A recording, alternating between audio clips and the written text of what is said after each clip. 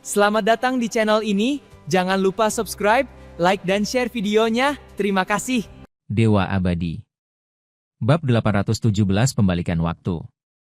Yan Jingru tersipu, menyembunyikan wajahnya di dada pria itu, dan berbisik, tubuhku juga milikmu. Yao Qingyu merasakan gelombang kegembiraan. Namun, dengan tuannya di hadapannya, dia tidak bisa bertindak gegabah. Namun, yang tidak dia ketahui adalah bahwa pada saat ini, hati Pribulandara sedang bergejolak, dan tangannya, yang bertumpu pada lututnya, telah diam-diam mengepal. Aku berkali-kali ingin melemparkan mereka berdua dari tebing. Menggoda di depannya? Itu keterlaluan. Namun, dia hanya bisa berpura-pura tidak mendengar. Hehe, apakah kamu menyesalinya sekarang? Tiba-tiba, tawa jahat menggema dari jiwa Pribulandara. Jantung Pribulandara berdebar kencang, dan dia mendengus, "Kukira kau sudah mati." Pemilik tawa jahat itu tak lain adalah orang lain. Dia tak lain adalah Raja Jahat Tulang Putih, yang sudah lama tidak menampakkan wajahnya. Kau dan Yao Qingyu akur sekali dan hubungan kalian semakin harmonis, jadi tidak perlu aku ikut campur. Pribulandara dengan marah menjawab, "Siapa yang mau bermusik dengannya dalam harmoni?" Dia tiba-tiba berhenti di tengah kalimatnya. Jika dipikir-pikir, dia mengalami perubahan drastis, dari ingin mati untuk melarikan diri, kemudian berkompromi dan mencari kesempatan untuk pergi, dan akhirnya merasa sangat tertekan karena Yao Qingyu kini memiliki kekasih baru. Tanpa disadarinya, dia perlahan-lahan telah jatuh ke dalam cengkeramannya. Dia merasa kesal dan berkata, "Lalu apa yang kamu lakukan di luar sini sekarang?" Penguasa jahat tulang putih mencemooh, "Kau hampir kehilangan nyawamu. Bagaimana mungkin aku tidak muncul?" Namun, anak itu cukup cerdik. Dia bahkan berpikir untuk meningkatkan fisikmu ke alam jiwa baru lahir demi menyelamatkan hidupmu. Kalau begitu, kurasa aku harus menjadi manajer yang tidak terlalu ikut campur. Luka-lukanya saat itu hanya bisa disembuhkan oleh seseorang yang berada pada tahap Naschen Soul. Sisa jiwa dari penguasa kejahatan tulang itu sepenuhnya mampu melakukan hal tersebut. Setelah mendengar itu, Pribulandara merasa malu sekaligus marah. "Kau bisa saja menyelamatkanku, jadi mengapa kau membiarkan dia bersamaku padahal dia hampir telanjang?" Penguasa jahat tulang putih tertawa jahat, "Seharusnya kau diam-diam senang karena aku tidak memasukkan afrodisia apapun ke dalam toples itu." Pribulandara diliputi amarah. "Aku hampir lupa, justru inilah situasi yang membuat Raja Jahat Tulang senang." Dia bersikap murah hati dengan tidak memperkeruh keadaan. Pribulandara berkata dengan wajah muram, "Ini bukan urusanmu. Kembali tidurlah." Penguasa jahat tulang putih merenung, "Sekarang setelah wujudmu memasuki alam jiwa yang baru lahir, ada tempat yang mungkin perlu kau kunjungi." Pribulandara mendengus, "Aku tidak akan pergi kemanapun." Penguasa jahat tulang putih terdiam sejenak sebelum perlahan berkata, "Itulah tempat di mana tuanku wafat." Pribulandara terkejut. Matanya menunjukkan ekspresi yang kompleks. Apakah penguasa jahat bertulang putih itu menunggu selama 100 tahun tetapi tidak pernah bertemu dengan tuannya? Di masa lalu, dia pasti akan memandang rendah pasangan guru dan murid itu. Sekarang setelah saya merasakan hal yang sama, saya memiliki pemahaman dan simpati terhadapnya. Dia tidak menolak lagi dan bertanya, "Untuk apa kamu pergi ke sana?" Penguasa jahat tulang putih berkata, "Tuanku dulunya adalah seorang yang mulia 5 tanda manusia surgawi yang kuat dan berpengaruh, yang mendominasi suatu era. Sekalipun ia meninggal dengan tenang, ia pasti telah meninggalkan warisan yang sangat berharga. Seharusnya hal itu mencakup kesempatan untuk menjadi dewa." Dia terdiam sejenak, lalu menambahkan, "Namun, ada juga bahayanya. Kekuatan residual yang ditinggalkan oleh guruku adalah sesuatu yang tidak dapat ditahan oleh kultivator Naschen Soul. Untungnya, anak itu telah menyempurnakan tubuhmu menjadi tubuh seorang kultivator Naschen Soul, jadi sebaiknya kau ambil risiko dan mencobanya. Jika kau cukup beruntung mendapatkan kesempatan untuk menjadi kultivator Naschen Soul, kau benar-benar harus berterima kasih padanya." Dia tidak berniat membawa Pribulandara bersamanya. Bagi seseorang yang berada di tahap jiwa baru lahir, memasuki tempat di mana tuannya telah meninggal akan berarti kematian yang pasti. Namun, campur tangan Yao Qingyu meningkatkan fisiknya, memberi Pribulandara kesempatan untuk mencoba peruntungannya. Kesempatan untuk menjadi dewa? Pribulandara sangat terharu. Kesempatan seperti itu tidak tersedia di rasi bintang surgawi. 3 kultivator jiwa baru lahir yang muncul dalam 100 tahun terakhir. Kesempatan kultivator jiwa baru lahir untuk menjadi kultivator jiwa baru lahir datang dari jalan kuno menuju surga. Pemimpin sekte naga hitam adalah tokoh berpengaruh dari aliansi bintang 4. Pemimpin aula peringkat bumi juga memiliki kesempatan yang sangat misterius, tetapi itu jelas bukan dari konstelasi surgawi. Dia tidak pernah membayangkan akan memiliki kesempatan untuk menembus ke alam jiwa yang baru lahir.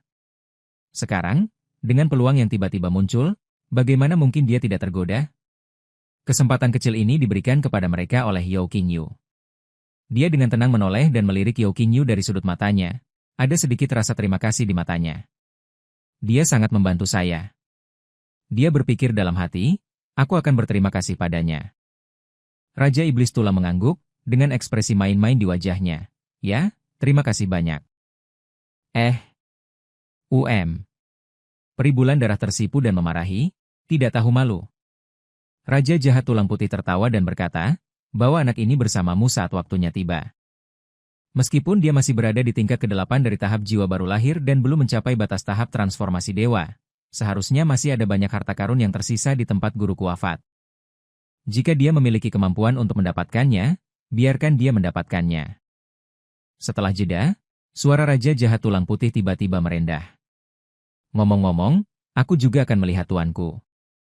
Sudah 100 tahun. Kita harus bertemu lagi. Kilatan cahaya muncul di mata Peri Bulan Darah. Guru dan murid ini, yang satu bunuh diri, yang lain duduk diam menunggu kematian. 1 abad telah berlalu, sudah saatnya memberi mereka kesempatan untuk bertemu kembali. Setelah berpikir sejenak, dia mengangguk dan berkata, baiklah. Kami akan berangkat setelah kembali dan menyelesaikan misi kami. Pada saat yang sama, Yao Qingyu akhirnya memiliki waktu luang untuk merenungkan apa yang telah ia peroleh kali ini. Mengesampingkan fakta bahwa tanda suci diciptakan oleh cairan iblis yang tak terbatas, itu adalah tubuh dari jiwa yang baru lahir yang terhormat yang dia dan tuannya kuasai.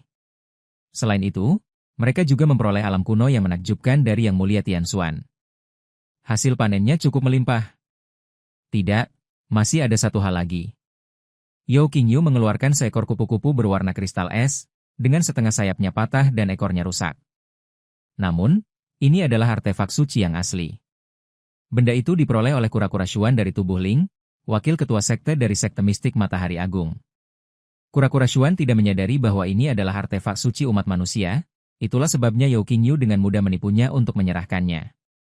Sekarang dia akhirnya punya waktu untuk mempelajari hal ini. Setelah berpikir sejenak, Yao Qingyu memahaminya dan kemudian diam-diam mengaktifkan diagram penghancuran dunia.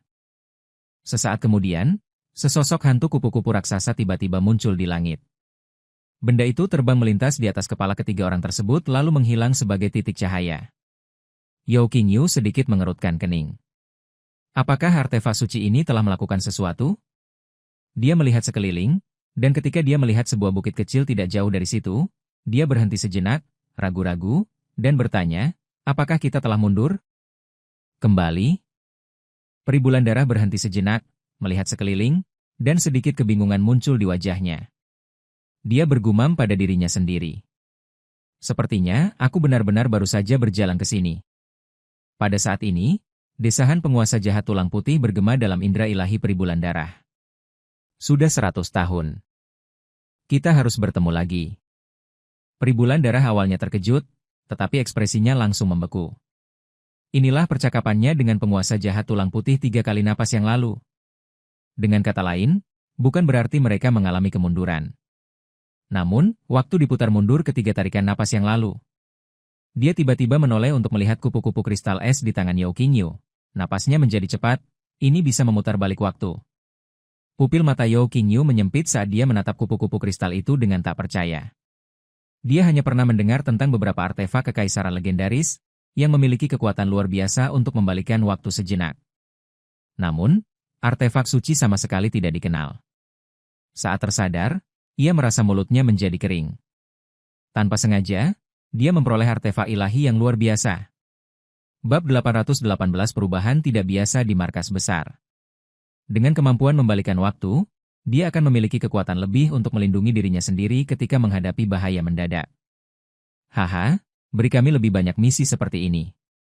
Yao Qingyu bermain dengan kupu-kupu kristal es, lalu dengan gembira memasukkannya ke dalam perangkat penyimpanan ruang miliknya. Peri Bulan Darah juga memperlihatkan senyum yang tulus. Jarang sekali melihat Yao Qingyu sebahagia ini.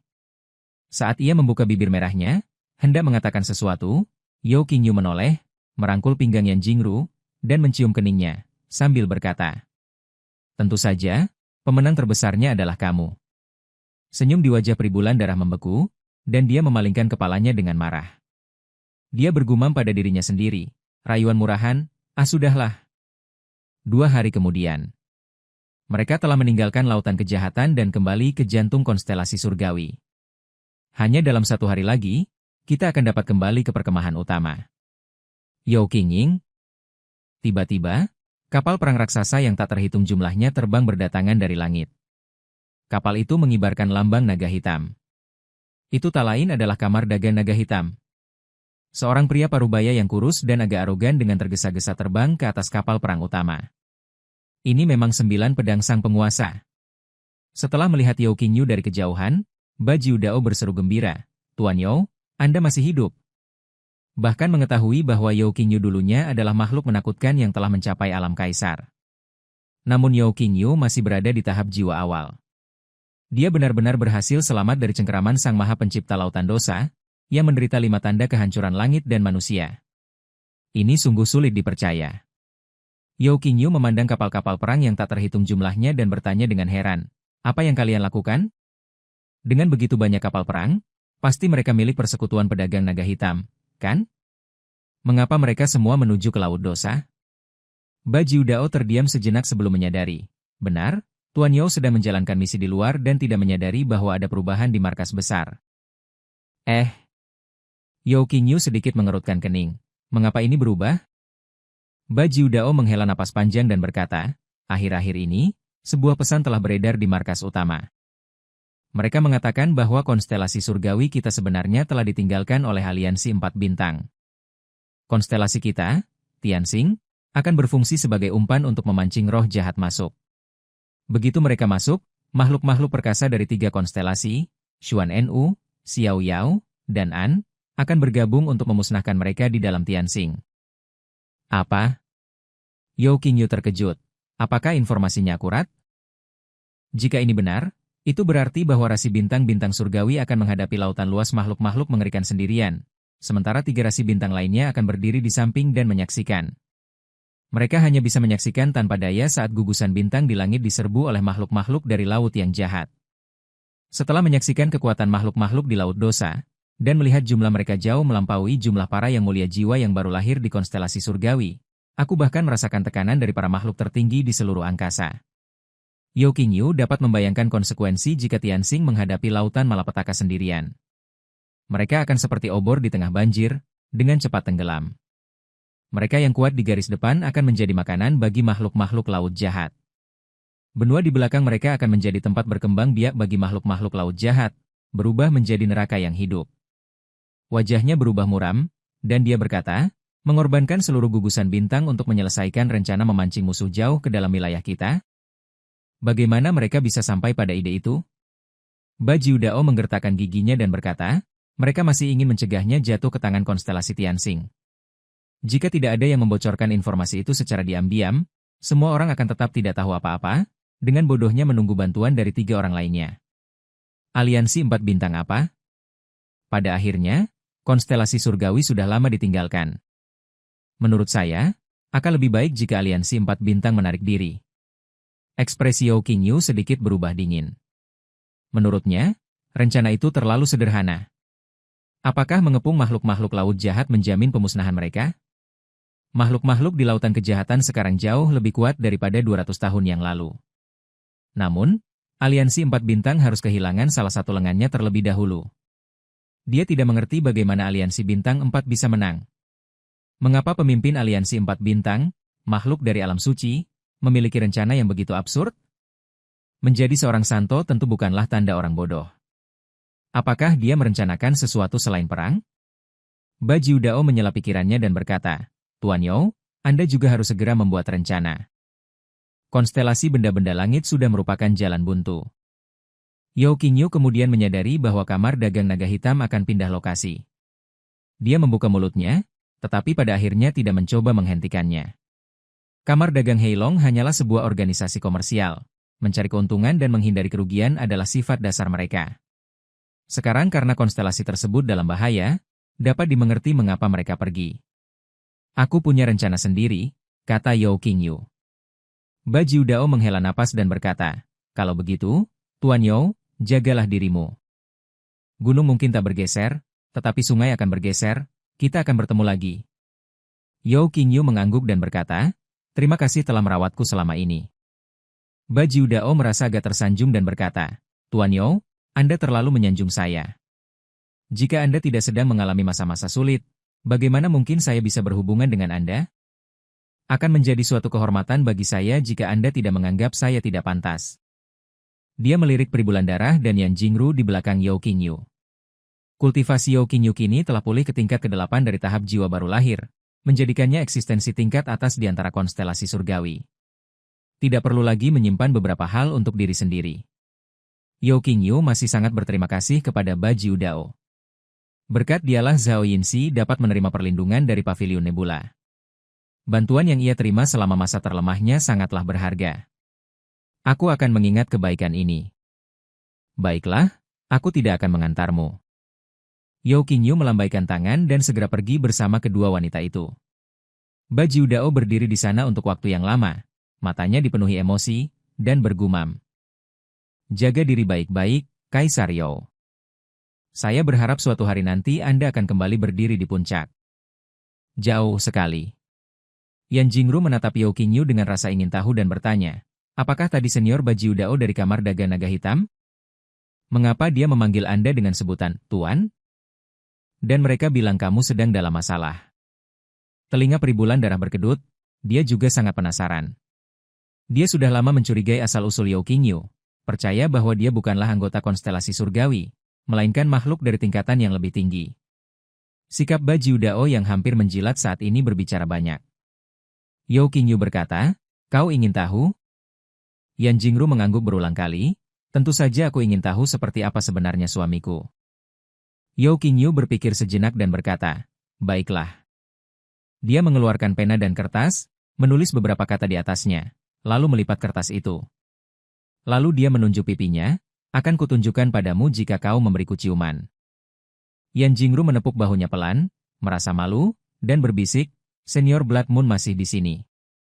Pembuluh darah di dahi Peribulan Darah berdenyut-denyut. Sungguh luar biasa bisa bermesraan di depannya. Namun, dia juga ingin mengetahui identitas asli Yao Qingyu, jadi dia berkata, kamu tidak perlu mengkhawatirkan aku. Yan Jingru menggigit bibir merahnya sedikit, ragu sejenak, lalu dengan lembut menyentuh dahi Yao Qingyu. Kamu cuma menindasku. Setelah mengatakan itu, dia dengan patuh mencium pipi Yao Qingyu dan berkata, bolehkah aku memilikinya sekarang? Yao Qingyu tersenyum dan menyerahkan kertas itu kepadanya, sambil berkata, jangan takut. Setelah mendengar itu, Yan Jingru membuka paket tersebut dengan mata penuh harapan. Peribulan Darah juga menoleh, dipenuhi rasa ingin tahu. Sepertinya Yao Qingyu memang memiliki latar belakang yang kuat. Jika tidak, mereka tidak akan diingatkan untuk tidak takut. Sebenarnya siapakah identitasnya? Apakah dia pernah berada di tahap jiwa yang baru lahir? Atau apakah dia terkait dengan seorang ahli di alam suci? Saat memikirkan hal itu, jantungnya berdebar kencang. Saat kertas itu dibuka, kata-kata yang tertulis di dalamnya pun terlihat. Tebakan? Bab 819 Masa Depan yang Menjanjikan. Engah. Peribulan Darah hampir muntah darah karena marah. Matanya yang berbentuk almond melebar saat dia menegur. Apakah kamu bercanda? Yan Jingru memukul Yao Qingyu dengan bercanda, lalu tertawa marah, kau berbohong padaku. Yao Qingyu tersenyum dan memeluknya, sambil berkata, Jingru, guru. Bukan berarti aku sengaja menyembunyikannya darimu, hanya saja waktunya belum tepat. Suatu hari nanti, aku akan mengaku padamu. Pertama, dia tidak ingin lagi menyebutkan statusnya sebagai kaisar sebelumnya. Kedua, jika mereka berdua mengetahui hubungannya dengan kuil pengamatan bulan, mereka pasti akan terlibat, dan tingkat kultivasinya saat ini terlalu lemah untuk melindungi mereka. Oleh karena itu, ia berencana untuk menunggu hingga kekuatannya pulih ke tingkat tertentu sebelum melakukan tindakan apapun. Mendengar itu, Yan Jingru berkata dengan penuh pertimbangan, jika suamiku memiliki sesuatu yang sulit untuk dikatakan, aku tidak akan mempersulitmu. Siapapun kamu, aku tidak peduli. Namun, Peri bulan darah tidak mudah puas. Dia sudah memendam banyak amarah selama beberapa waktu, dan dia masih saja mempermainkannya. Dia segera meraih pedang dan berkata, Yo King Yu, aku agak rindu masa-masa ketika aku bekerja sama denganmu berakting di depan mata iblis dan mengejarmu untuk memukulimu. Bagaimana kalau kita mengulanginya lagi? Bibir Yo King Yu berkedut, dan dia berkata, kau masih berani membahas ini? Bisakah kau bersumpah bahwa kau sedang berakting saat itu? Jika mengingat kembali sekarang, ia merasa semakin gelisah. Peri bulan darah yang mengejarnya saat itu sepertinya bukan akting. Peri bulan darah mencibir, entah itu sandiwara atau bukan, kenapa kau tidak mengalaminya lagi dan kau akan tahu? Dia bangkit, siap bertindak. Tiba-tiba, beberapa aura kuat kembali muncul dari cakrawala. Yo King Yu. Dia masih hidup. Teriakan yang sudah biasa terdengar kembali. Peri bulan darah dengan cepat menghentikan apa yang sedang dilakukannya dan mendongak. Ternyata ada cukup banyak tokoh berpengaruh dari Sekte 8 Bintang. Mereka bergegas menuju Laut Dosa, seperti jaring yang ditarik. Di antara mereka ada Nalan Sin, yang pergi ke camp utama untuk meminta bantuan. Dialah orang pertama yang menemukan Yo King Yu. Saat dia memanggil, semua orang berkumpul di sekelilingnya. Kupikir Peri bulan darah dan Yo King Yu telah binasa di tangan Sang Maha Pencipta. Syukurlah kamu baik-baik saja. Dengan cara ini, semua orang kembali dengan selamat. Yo King Yu kemudian menyadari bahwa Nalan Sin telah membawa bala bantuan dari camp utama dan telah mencari orang-orang yang hilang di sepanjang jalan. Dia menatap Nalan Sin dan berkata, terima kasih atas kerja kerasmu. Nalan Sin tersenyum getir, tapi aku sama sekali tidak bisa membantu. Semua ini berkat Anda sehingga tokoh-tokoh berpengaruh dari berbagai sekte yang ditawan dapat diselamatkan. Kali ini, pangkalan utama telah memobilisasi banyak sumber daya dan siap untuk terjun jauh ke laut bencana untuk menyelamatkan orang-orang. Tanpa diduga, mereka bertemu dengan kelompok yang berhasil melarikan diri dalam perjalanan mereka.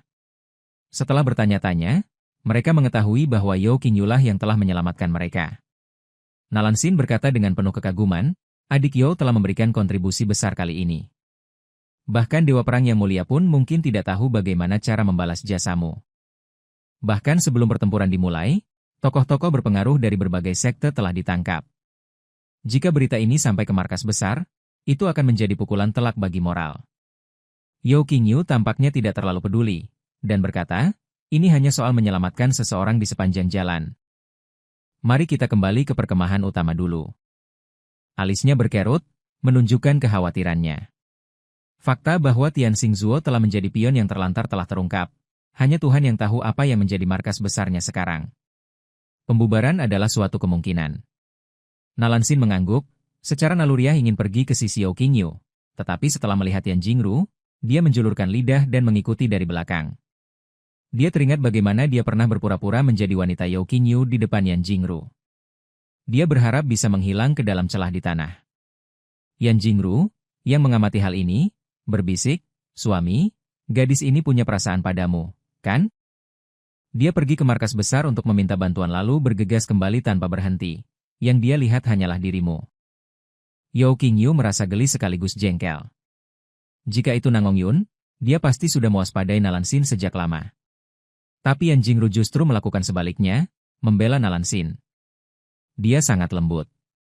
Namun, Yo King Yu tidak terlalu memikirkannya, menggelengkan kepalanya sedikit, dan berkata, kita berteman saja. Dia hanya punya satu syarat untuk para wanita di sekitarnya. Mereka harus benar-benar menyukainya. Mereka yang menyukainya karena kekuatan, bakat, ketenaran, kekayaan, dan faktor eksternal lainnya pada akhirnya akan meninggalkannya ketika dia kehilangan semua hal tersebut. Hanya mereka yang mencintainya sebagai pribadi yang bisa tetap bersama selamanya. Hidup penuh dengan suka dan duka, tidak pernah berjalan mulus. Kejayaannya hari ini mungkin tidak akan bertahan lama. Awalnya Nalan Sin meremehkannya, tetapi secara bertahap mengubah sikapnya karena dia berulang kali menunjukkan bakat yang luar biasa. Di masa depan, jika Yo King Yu mengalami kembali insiden kuil Wang Yue, akankah Nalan Sin tetap setia dan berbakti? Mungkin. Atau mungkin tidak. Namun, Yo King Yu tidak ingin berjudi lagi. Baginya, cukup dengan tetap berada di sisi orang-orang di sekitarnya. Saat ini juga. Celah di depan terbuka, memperlihatkan bahwa Dewa Perang yang mulia, yang telah diberitahu, telah tiba. Dia sangat gembira melihat Yao Qingyu selamat dan sehat.